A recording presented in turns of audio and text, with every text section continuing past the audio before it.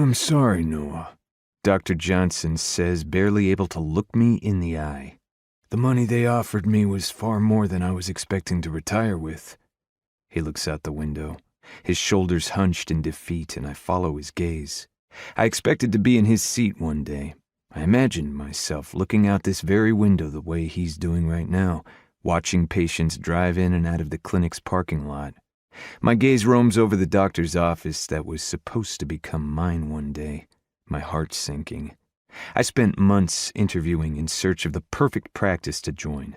In the end, I decided to work for Mr. Johnson because he promised he'd let me take over the clinic within a few years. Had I known that he'd sell it just months after I started, I'd never have accepted his offer. And you're certain that they don't need another general practitioner?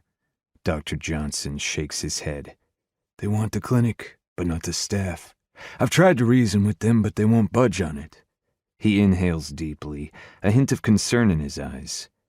I know this puts you in a bad position, Noah.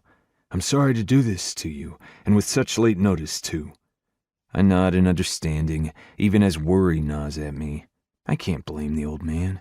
He's only doing what's best for him and his family. Had I been in his position, I probably would have done the same. I rise from my seat and offer Dr. Johnson my hand. He shakes it, his grip tight and an apologetic look in his eyes.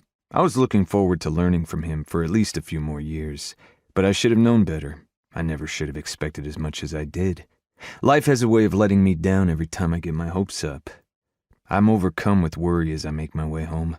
I'm drowning in student debt, and my career isn't starting the way I planned.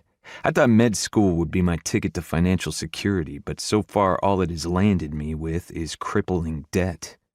Dr. Johnson is letting me go with 1 month's notice, but that might not be enough time to find something new. The house is quiet when I walk in, and today the silence feels suffocating. I pause in the hallway, my eyes drifting over the family photos my sister and I hung on the walls. I spent years studying in an attempt to follow in my father's footsteps. A part of me feels like I'm not living up to the dreams he had for me. My sister and I tried so hard to turn this into a home, to leave behind the memories of our parents' blood staining the floor in our old house. Without a job, I'll lose the home Aria and I built.